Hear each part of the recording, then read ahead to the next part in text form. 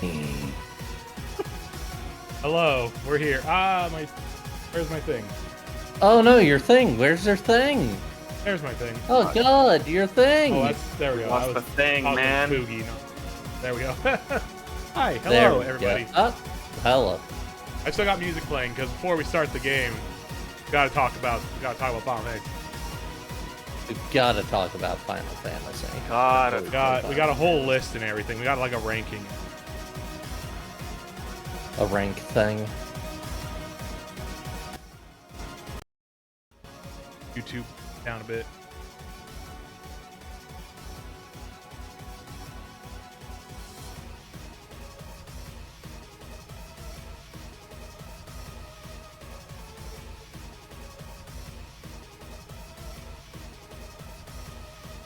Mm-hmm.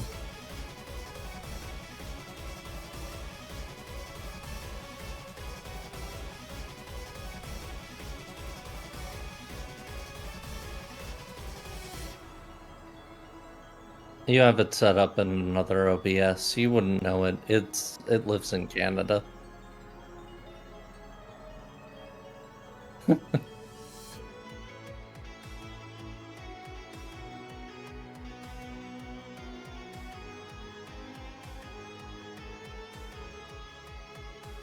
I forgot.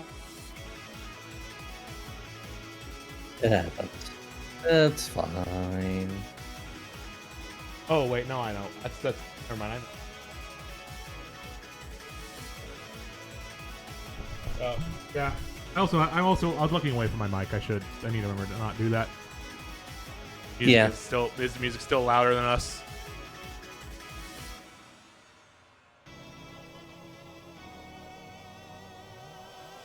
Hold on a second. Just a little bit. The music's better now. There we go. Hey, hello. Whoa. Here we are.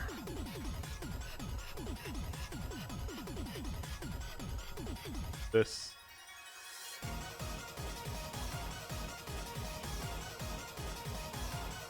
Help! Crushed by a spreadsheet! You cannot comprehend spreadsheet's true form. You are covering up the chat, and that's very funny to me. Yeah, I'm trying to get this all organized properly. Oh god, the chat is transparent, right? If you hold Alt, you can auto crop things that you're resizing. Yeah. Instead of not worried about them. I'm just trying to get this in here now. Mm. All right. So, All behaving now. okay, here we go. Are y'all looking at? Y'all just look. Yes. I'm looking I'm not at gonna this be stream. here long, and I'll side stream. Yeah. Anyways, yeah, here we go. Here's our list. SquareSoft Saturdays. Final Fantasy 7 crossed off. Final Fantasy Tactics highlighted. We're gonna be starting that tonight. Oh Get to shit. learn just how much we should be hating the aristocracy. We will learn how much we need to suck on broth of bean. There's a lot of this. I'm still figuring out like what games I want to be Saturday games. Or side things. Oh yeah, we never watched Advent Children. We need to do that. Oh yeah, we need to. That was the thing we were talking about doing. We're gonna do it. We're gonna do it, definitely. But anyways, And yet we continue to dilly-dally, shilly-shally. Anyway. yeah. The ranking. Got our ranking as we have been doing. Final Fantasy 5 currently number 1. My favorite Final Fantasy. Mm-hmm. Got Final Fantasy. Apparently 1 you're still as having our- some gating issues through the string. Still being cut off. I don't know what the fuck to do here. Do you have any gating set up with your mic through like a sound thing in OBS? It might be worth it just to shut it off for a little bit. Give me just a second. If you do. Checking. It might just be too aggressive right now. There are filters you can set up for that sort of thing, and Yeah. it's very possible to accidentally have them cranked up a bit too much. I have my filter. I'm just gonna turn off the filter, the noise gate filter I have there. Hello. Hopefully that deals with it. I don't know. I'll see later. But here's I'm talking. Yeah. Hopefully that solves it. Hopefully. Okay, anyways, yeah. Here's our list. Currently, number 1, Final Fantasy V. My personal favorite. The one I've played the most, so it's got a little bit of a bias behind it. That's allowed. That's legal. Yeah. We got But Final it's Fantasy, also very good. Final Fantasy 3 It's our behind it house and because it our was the rules. game that most surprised us. You know, it's very interesting. It's very close behind it. Final Fantasy 4. Honestly, it's like it would clip the end of my sentences as I were quieter. That makes sense. I do tend to trail off at the end of my sentences. I think that is normal. Yeah. Anyways, 4 and 3 are both actually really close together, honestly. They're both really good games, doing different things. And honestly, like, this whole list is so, like, such an amorphous blob in my brain of just, like, I'm moving shit around in my head. Like, do I like Final Fantasy 6 less than 2 or 2 less than 6? I don't know. These are 2 games I kind of want to go back at some point and play previous versions of it because... Also 1, just because, like, the Pixel remasters do so much, like, different from their previous versions. I do have a feeling that the non-Pixel remaster version of 6 will come off better than the Pixel remaster. I think I'm still not gonna like it. But... No, I think still I stand by a lot of the things I've said about 6, about why I didn't like 6 very much. I don't think those are going to change in other versions of it necessarily as much. 2, I think, is the game that I want to sort of look at in another, like maybe in its original form, because it's just such a weird game, and there's been so many different changes for different versions to try and make it more palatable to different people. I think my opinion on the dungeons will not change. The dungeons are just bad. Like mostly we got tired of the dungeons and we didn't spend any time grinding, and both of those things, like the dungeon thing isn't going to get fixed, but like you could potentially approach the game differently to make the that's kind of also the thing of just like I want to get more than one try. More reasonable. Like, 5 has the bias, so I've played it about a dozen times now, maybe more. You know, I have a lot of feelings about 5. And also 1 I kind of want to try out because 1 is such a weird game when you get into like the older versions of it. 1 is such an unusual RPG in context of the entire series and also other RPGs of the time. Like it's so AD&D. It's interesting. But anyways, it's got that wizardry sauce. Final Fantasy 7. That wizardry, if you will. Yeah. Final Fantasy 7. I mentioned this at the end of the stream. It's going to be up here with 5. I think that's just a given. I really like good. 7. It's really good. It really is. Like it does deserve a lot of the praise it gets. I do think that it's still overblown, but that's true of most good things. Most good things are overblown. Like Ocarina of Time, still pretty good. Overblown by people. You know, lots of stuff. Really good movies, overblown by people. That's just nature. That's just human nature. I think people tend to be very exaggerative. I do really like the materia system in 7. I think it's... I like the materia really system. interesting. My thing with the materia system, as I've said before, is that it's a lot. It's a lot to sort of process and sort of manage. And I think as an actual negative against it is mastering any... There's so much grinding if you really want to like mess around with it. And like the AP requirements for getting higher level of stuff is like...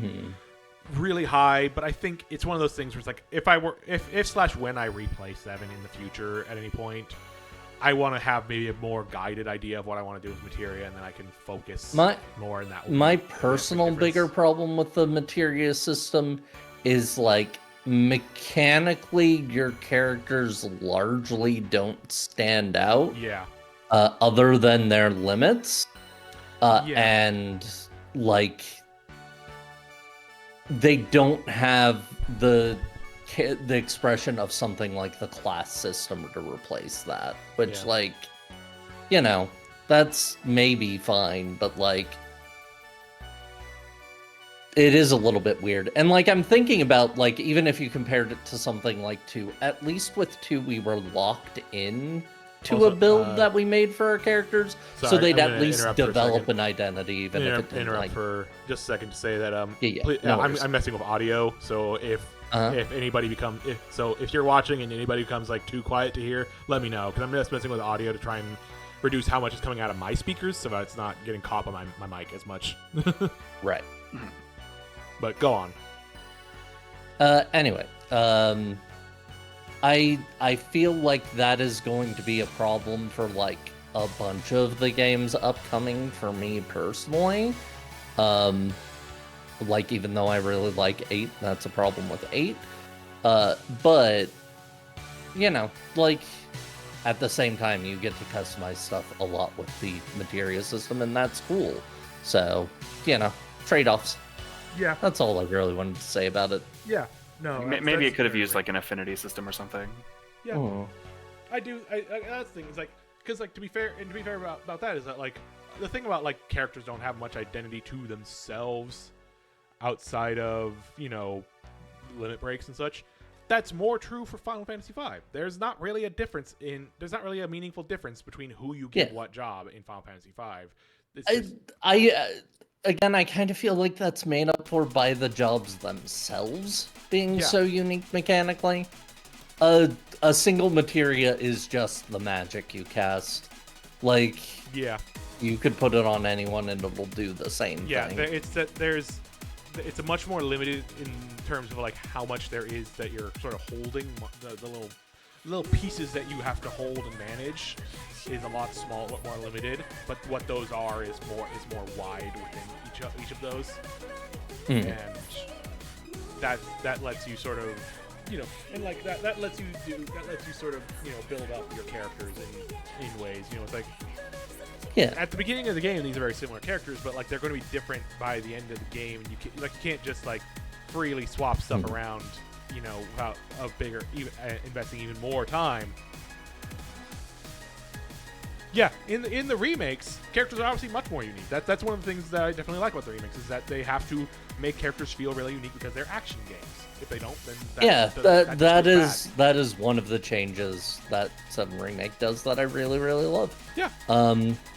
Like it takes these characters and gives them a lot of uniqueness. Honestly, like that is a level of uniqueness that Final Fantasy is even more than usual Final Fantasy. Even in the games where characters do have, even in the few games early on where characters do have sort of those unique traits to them, like it's never been as much as in the remakes now, where they just feel so bespoke, which is really cool.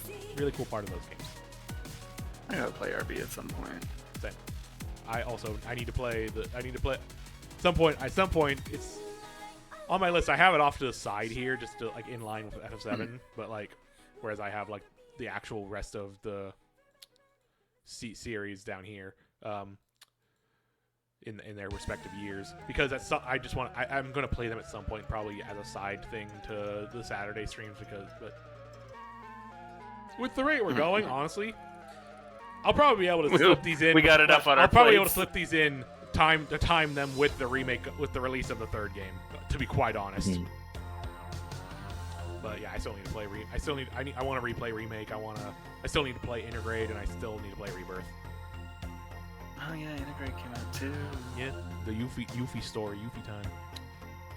Yuffie time. Very important because they've apparently made Yuffie very important in terms of basically being a second protagonist now, which is the thing I've heard and I don't know any details about, and I'm excited to see that for myself at some point. But yeah, I think gameplay-wise, just Final Fantasy VII, very good. But again, like I think just the materia system is, in my mind, it is what I wish the Magicite system had been, and also agreed. Kind of still in that vein of like, and it's not super enamored with it as a whole, but like I do like it for the level of like how much stuff you can sort of put on a single character in different ways. I like that, it's another instance of blue magic before, that kind of goes away in a couple games. And then comes back with Stranger Paradise, yeah, baby. True. I do also like that it's like something that you can find as like a reward that's not just like gear, and like in a sense it is gear, but it like it is more impactful gear in a lot of ways. I think that there is a lot of freedom to play with it. and apply the chip teachings. I like how many of them there are, and they don't really get obsoleted. Yeah, it does kind of create. It's kind of the weird thing also to me of just like the thing I think about like with the Magicite. The Magicite was directly tied to summons. Each one was a summon, and summons are only some of the materia. But it's also like it's this weird thing of Final Fantasy 6 and Final Fantasy 7 occupy this weird middle ground point of the summons are becoming more important, but they're not like in a dedicated space like they were before.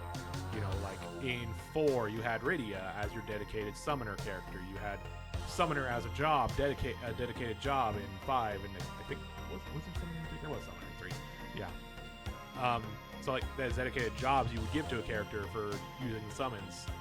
6 and 7 disconnected them more, and then as a result, I just didn't feel the need for them as much. Like obviously, 7.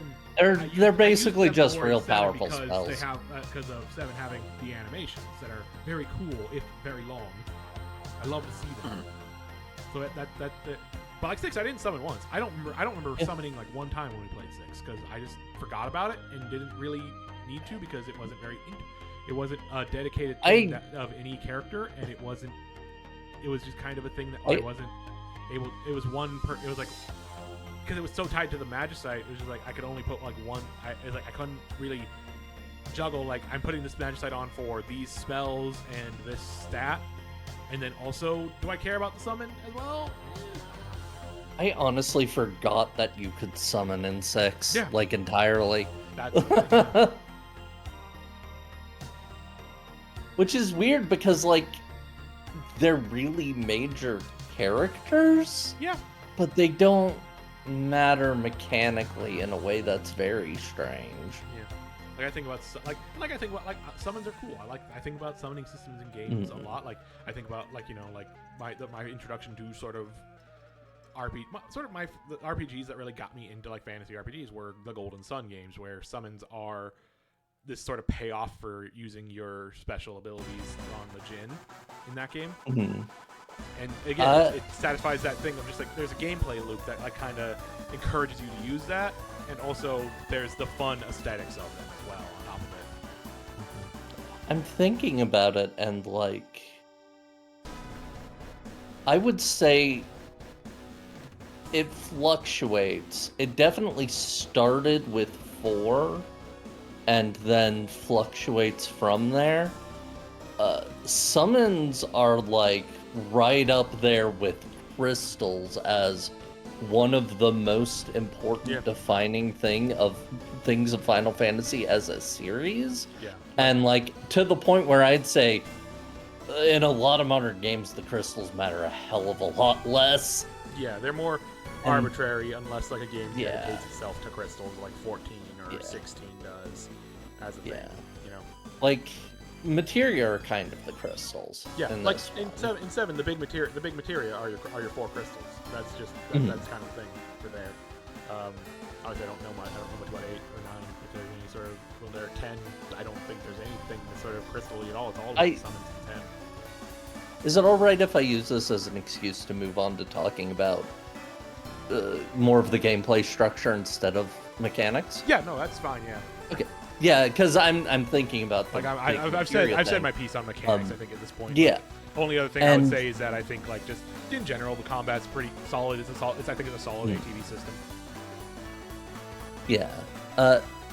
The thing that I want to say about the structure of it, speaking of the big materia, is thinking more and more about it and about like the story events at that point in the game and like the way things shift. I like 200% think like I am more certain than certain there was a sketch of the game pretty late into the design of the game where like when the meteor started coming down at that point they were going to open up the game world in the same way that they did with the World of Ruin, in the same way that they did in Chrono Trigger once the Black Omen shows up, where the idea was supposed to be everything after that point was side quests, and you could go to the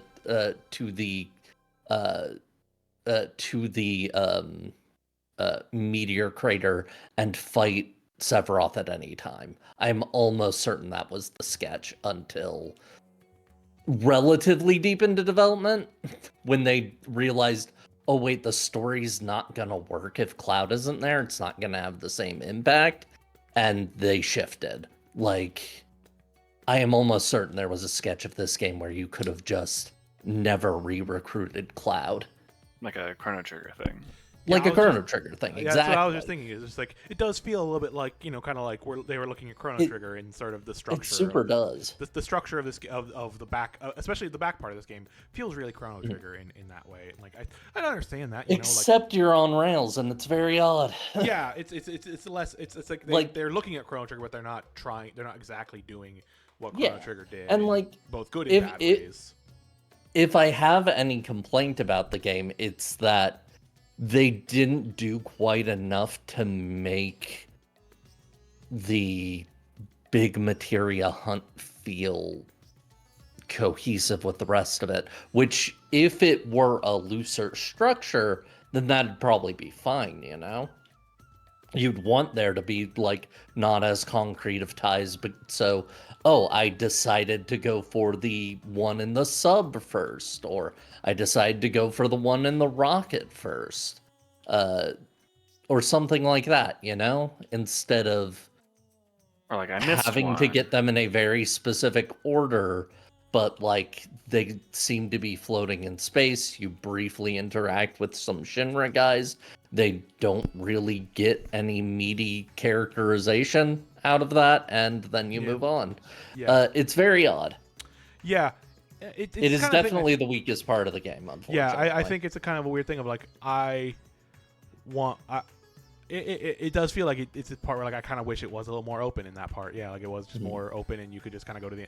It's kind of like thinking about like comparing it to Final Fantasy V, as we have been doing. Final Fantasy V has a very distinct point. Like once you get the full party back together, and the opening to the entrance to the void has appeared. You go to the void. You can just end the game right there. You don't have to do all of the tablets.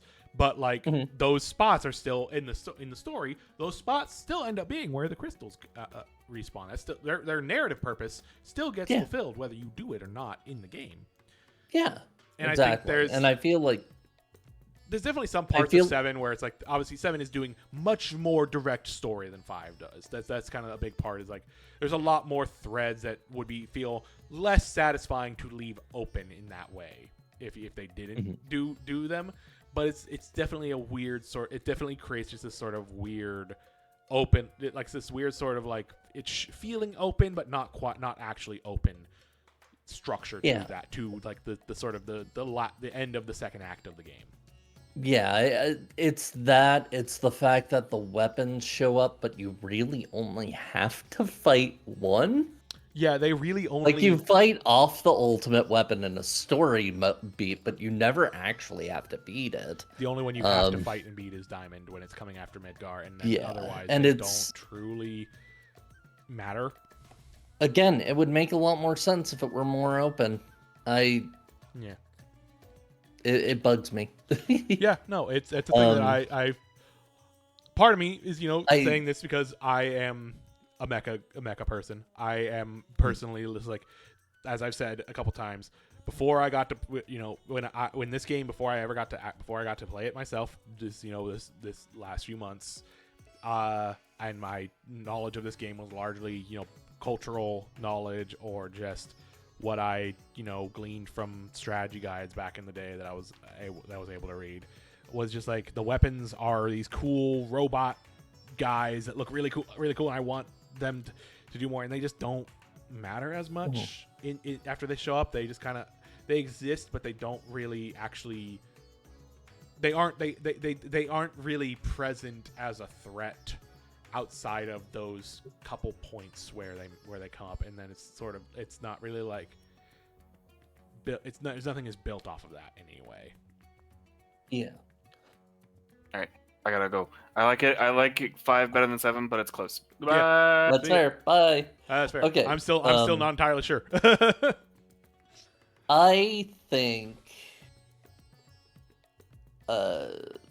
just in terms of that, I feel like I am gonna strongly argue. I feel like when we were discussing it last time, we sort of half suggested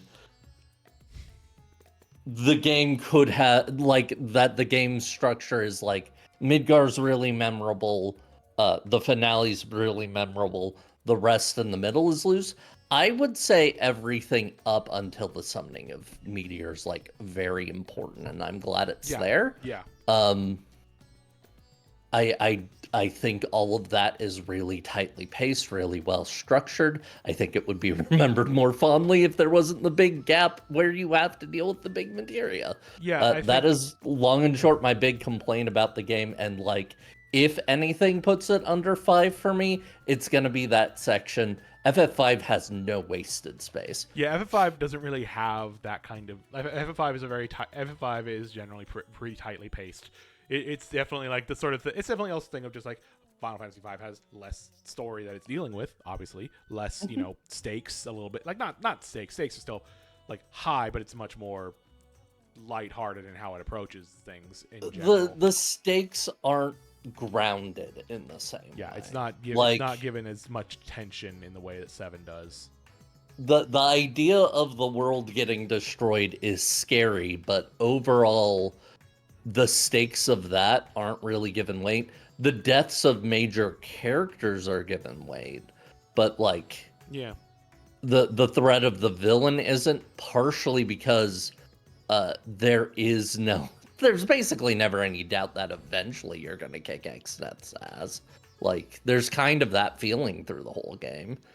I feel like one of the things that 7 does really well narratively is kind of make it feel like everything could go wrong at any second. Like, it's really good at doing that. Like, the twists that it has are shocking, partially because like they really drive home, oh, we can't even trust our main character. Like, in a very real way, repeatedly he ends up helping Sephiroth because of Sephiroth's hold over him. Like, there is a tension there that's really cool. And then the meteor and it coming down, the sheer weight and doom of that is made so heavy. And the fact that the characters keep saying, we're going to defeat Sephiroth, it might be Pyrrhic, it might not do anything. We're not even sure if Holy will work, but we've got to try. Like, there's something really... There is no doubt that if you defeat X Death, the world's saved. There is a lot of doubt, like, even after the ending of 7, of like, did Holy decide to kill all humans? We can't say for sure. We can now because we've got the compilation stuff, but in that moment, we can't say for sure. Yeah, no, like, that's the thing. It's like, the very end of 7, I think is really tight, really good. Like, they do a lot. They do, the feeling there is really good. My thing is that I think, like you said, it's that point up until Disc 3, up until the raid on Midgar, kind of.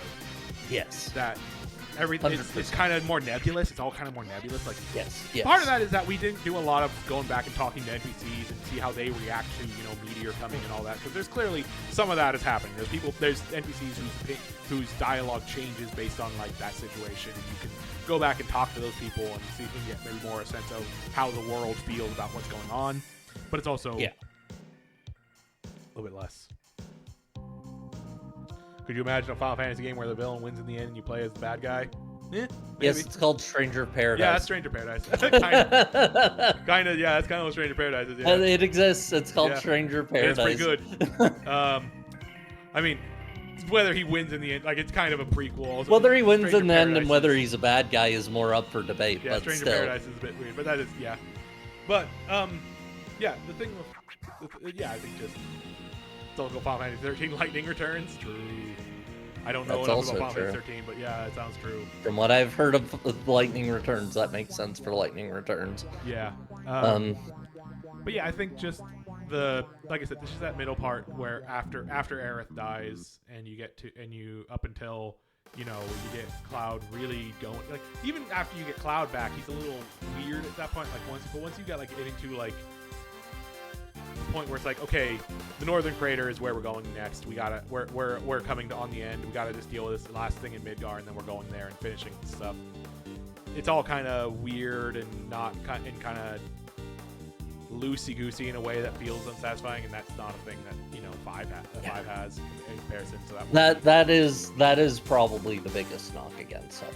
Like, yeah, and to Billy mentioned this, so I can't put my finger on it specifically, but every time I play 5, I end up putting it down for long periods of time. I do this too. I do that too when I play 5 as well. Obviously, like I played it a lot, and I have those times where I have been able to get back and finish it, but like, yeah, sometimes 5 is just kind of a thing where it's just like, See, I can relate to that, but only because I do that with literally every RPG. That's also true. I do that with every game. Basically. I still haven't finished Armored Core 6. But I literally was at the end, the save point before the final boss of Xenosaga 3 for like over a year. It took me I just got there years. and stopped playing the game and had to come back to it later. It took me actual literal years to finish DQ7, and now DQ7 is structured in such a way that like that little pick up and play kind of way of playing it is totally valid. But also, it took me literal years to play through DQ7 because I just went a long time where I just wasn't feeling like playing it. But yeah, I mean, we talked about gameplay, and I think in terms of gameplay overall, Final Fantasy V still compels me more to go back and play it, through it again. And part of that is also just the sheer size of game. Obviously, that's a big difference. But just, yeah, Final Fantasy V, the nature of it just does compel me more to go back and play it more. Aesthetically speaking, fully like onto aesthetics, honestly, for me, unless there's more you want to sort of add on. No, I just wanted to say real quick, thinking about the remakes and what they've covered, this may partially be influenced by the fact that the first 2 are out and have covered the other parts of the games, but the third one seems like it's going to basically be covering the materia hunt section of the game. I'm really fascinated as to what it's going to do with it. Like, what's that going to be like? Specifically, the part that I am most interested in seeing remade now is the part we haven't seen yet. Is the part we're getting. Yeah, absolutely. I'm really looking forward to how they handle that. Yeah. Now that they have time, and now that they're probably going to have to focus at least half a game on it. Yeah. Like, and I'm like it's similar. Like, I'm interested in seeing like what they do for, because I from what I've heard, what little I know, Vincent's in Rebirth, but he's not a huge part of it. What they're doing with him, because that's another thing I've always brought up, because as someone who played through all of Dirge of Cerberus a couple times before I ever played 7. That's so funny. Sorry. Halo, not playing the bad guys, but Halo Reach the game is kind of obvious. Yeah. Halo Reach is a little bit that kind of game in a way. Yeah. Mm-hmm. With well, again, I played through Dirge of Cerberus a couple times before I ever finished Final Fantasy 7, obviously. I want to know more about it. I want to see what they do with Vincent, because like he is the other character who feels like he should matter more. He feels like his story like should be more.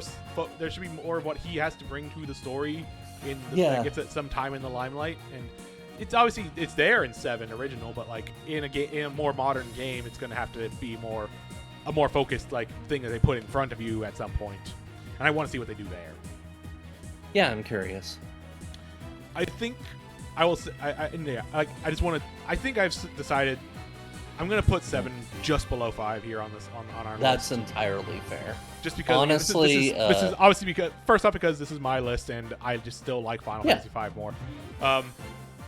But also, it's just like, this is just how this is just what I just feel like, it's that for me, the thing that matters kind of the most about it is that like aesthetically these games are both really good and very different. I can't really compare them and contrast and say like one's better than the other in what they're doing that side of things, because they're different things. They have different goals and they're both accomplishing them, I think, really well. I think the only thing I could say on the non-gameplay part of it is, like we said, Final Fantasy VII does have one big kind of lull that Final Fantasy V does not have. I will also say a very, very slight thing that hurt 7 for me. God. Animated cutscene costs. No, he's in the corner in the cuck chair. Anyway, the one thing I'm gonna say aesthetically about 7 that hurts it a little bit, I don't think the overworld maps are very good at being the world map models are being good at being expressive. Like those chunky little guys, they can do a decent job of it, but like there's a lot of emotion that's trying to be conveyed in certain scenes that just doesn't come across. Yeah, the world map is really. The world map just doesn't look as good, and it's the first 3D one. I can forgive it. Yeah, it yeah, still like understands that like that's true too. It's it's kind of the thing of just like being the first 3D one is just kind of it's just they haven't figured out how to make a 3D one that looks like distinct in a way that like that works for me, because like I can navigate 5. I can navigate around the world map of 5 really well. Even in my first couple playthroughs, it's like, okay, I know where things are in 5. And like, by the end of 6, I was able to navigate that map a bit. And remember where most of the stuff we wanted to go was that we needed to go to for finishing the game. 7, I was just wandering around so much, trying to fly around, trying to find specific places. Yeah, like, a lot of places look very samey. And a lot of that has to do with just the camera angle. It's gonna moving to a 2/3 kind of like over the shoulder thing, so you're not seeing the world map as much, but you're also more zoomed in, and even if you do move to the overhead camera, so it's like I just don't get a good sense of the space of the world as much. I feel like that's one of the places that 8 really improves, but I can't tell you just because it's been long enough. Yeah. And I've never gone deep enough into 9 to actually like have to navigate that world from any sort of distance. And 10, of course, doesn't even have a world map. Nope. Like 10 is fully just moving. Yeah, 10 onwards, they don't have world maps anymore. Yeah, at least it just doesn't happen. Not ones that you like walk around. It's just. Yeah, you have fields that you walk around, and they connect to other places that you go to. But yeah, but like I do want to just sort of talk about the aesthetics and look and just vibe and sound and all that for 7. Yeah, it's so good. It's so fucking good. It's so good. Like even from the beginning of these streams, really well used. The music is super good. The fucking the pre-rendered backgrounds are just really. So many of them are just really striking and like shot, like framed in like interesting ways. Like they're doing a lot with how this looks, and like it's really impressive how quickly they understood how to handle the cinematography. Yeah, like considering they were now working with the 3D camera, it's really impressive how quickly they grasped how to use that 3D camera. Like, it's wild. The one downside of it is a few maps, a few screens where it's a little hard to determine like a path sometimes. That's such a it's not never really such a big issue that it made me like upset in any way. So it's like it's kind of like, this is a little funny, but like I'm not like gonna knock the game for this in a way, because yeah, it's just, sort of some kinks getting ironed out on that on some screens. I can definitely say 8 still has that problem. I don't think 9 does. Yeah, 9, from what I've played of 9, it's definitely a much more. They use a lot more. It helps color that the characters really pop in that art style, really pop. 9 has a 9. 9 goes for a very contrasted art style that works, I think, really well for that. The music stop. I can tell you. Anyways, I'm sitting here in silence. Yeah. But yeah, just what they were doing immediately with like, okay, we're in 3D now. How do we handle that like for storytelling? Because we can't just have this fixed camera angle anymore. If what we're trying to do, we want to really work with what we're doing 3D. We don't just want to be like. We don't just want to make like a top-down Final Fantasy game, but then everything's a model, because that's going to look weird. It's going to look kind of weird. And also because like other RPG people at the time are already doing stuff kind of like that. Like that was kind of how a lot of like some of the Shining games at the time were like that. Wild Arms kind of like that. A lot of stuff that was doing kind of that with the like pseudo model. Using like 3D modeled sprites and such, whereas Final Fantasy 7 is trying to go like fully 3D. Let's do stuff with that. And well, obviously, like again, there's some points that you can point out like it doesn't quite work as well there, but they're working with camera angles and framing and like like placement and like timing and such. Yeah, they're doing a really there's good a job cinematic eye to the whole thing. Yeah. Like, genuinely, I keep comparing it to film because it's clearly taking cues from that, which is, not a lot of developers were necessarily thinking of that or necessarily had the skills to do that themselves, Yeah.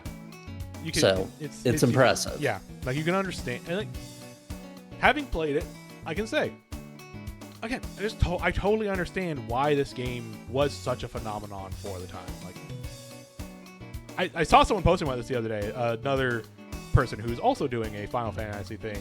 I think a thing that I'm trying not to compare myself to for my own sake. Don't compare yourself. You're perfect queen. But Idolizm J, very cool person. I suggest following and seeing his stuff. But he was posting not necessarily as part of his Final Fantasy thing, but as just like talking about like looking at just like something he was interested in looking at the sales figures for the Sega Saturn, which was at the time. You look at the numbers for the Sega Saturn and the PlayStation 1, because these were sort of the contemporary 3D consoles of the time. Nintendo 64 was also there, but like Nintendo's always kind of still, even then, was still doing its own thing in a lot of ways. But like you look at the Saturn and PS1 were kind of competitive with each other in terms of like sales and such. Like to the point you could argue even that the Saturn was doing a little better than the PlayStation 1 for a time.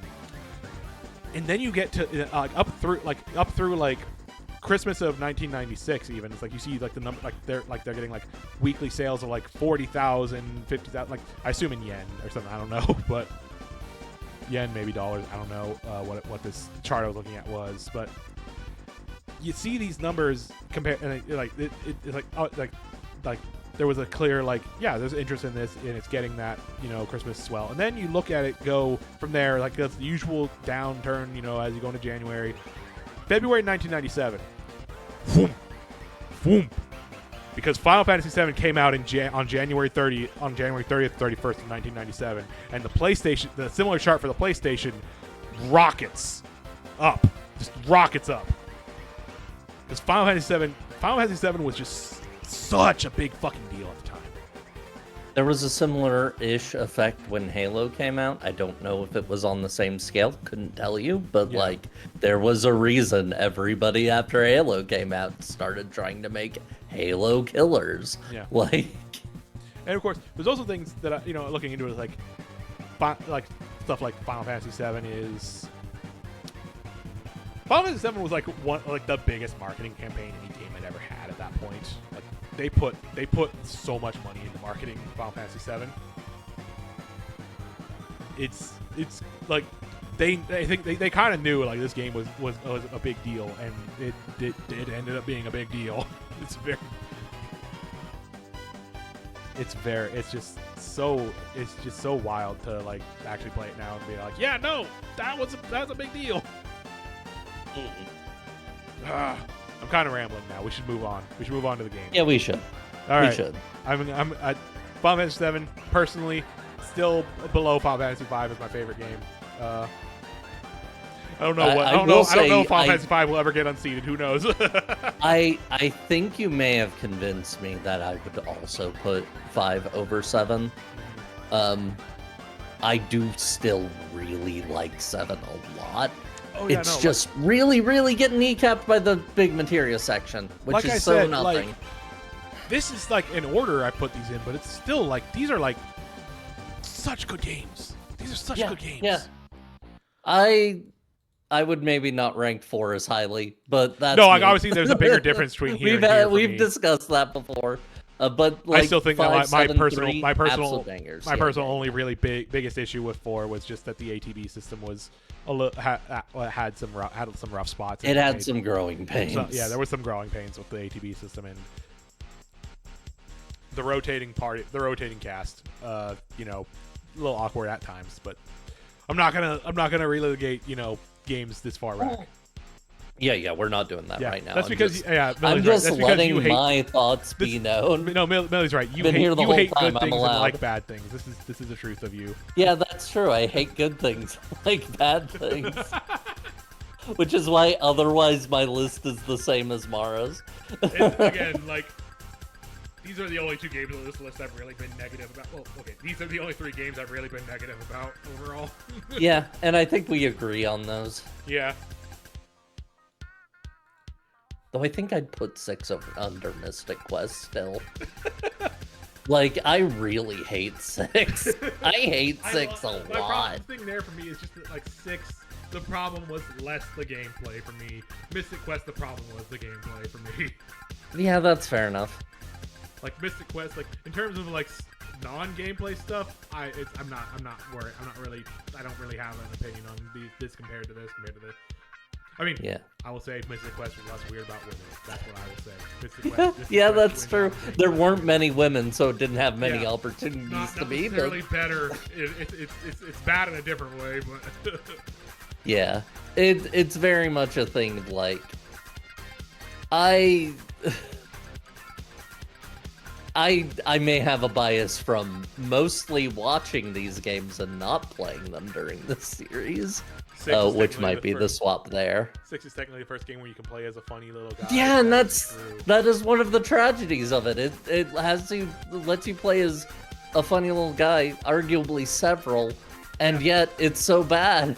6 has funny little guys like Mog and Gumaro and Gao and Go-Go, and they're all like so shunted for the anime. They don't matter. They all get super shunted for the anime people who kind of suck. Yeah, like except for Setzer. God, I wish there was just a game about Setzer. Is like the only character who I feel like I came out of that still liking, and he hated women. Yeah, openly. Like, how fucked is imagine that? If we finished 7 and we were talking about like, damn. At least Sid was kind of fun. Yeah. I don't think like Sid was shitty to his wife, but like I still think he was better about women than really the majority of the cast in 6. Yeah. Like, we could go. Locke sucks so much. I hate so Locke. Locke needs to be fired out of canon. I did not expect to finish 6 and hate Locke as much as I do, but God, I fucking hate Locke. Locke is a dirtbag. I hate Locke for reasons they don't. More than I hate Locke, but I kind of like. He kept a woman's corpse preserved in a fucking creep's basement. Oh, really? Because he couldn't get over himself. That fucking freak. Preserving her corpse, not just like preserving her corpse, but like it's like, okay, I'm giving it to the most trustworthy guy I know. This fucking freak. Creepy doctor from Ace Attorney. Yeah. Fucking brushwell ass. God. All right, look, we can't do this. We can't keep talking about how much. Every time we come to this list, we're gonna see FF6 and go off. We're gonna, yeah. So let's not look at the list and let's save that for next time we see FF6 on the list. Okay. All right, that took. I didn't mean to take an hour for the fucking. Well, not really an hour. It's allowed. 20 it's minutes, legal. Of music beforehand, but 1 hour mark. We hate Locke. Fuck Locke. All my homies hate Locke. The Oh wait, no, sorry, I forgot. These are not the bottom games of the list. Hold on, let me go back. Let me go back here. I do need to say, just if we're gonna go off what we hate. So this is not. Remember, this is not the bottom of the list. Okay. Right. We can't forget the actual worst one. the actual worst one. The actual worst Final Fantasy game. We put it way down there for a reason. Down at number 1,000. After Years fucking sucks ass. Interlude and After Years are nothing. I am offended on the behalf of FF4, and I don't even like FF4 that much. All right. Like, fucking hell. Anyway, it's been an hour. I'm gonna take a break. I'm gonna take a break to stretch for a bit. Yeah, sounds good. All right. Talk to y'all in a bit. I'll be back in a sec too.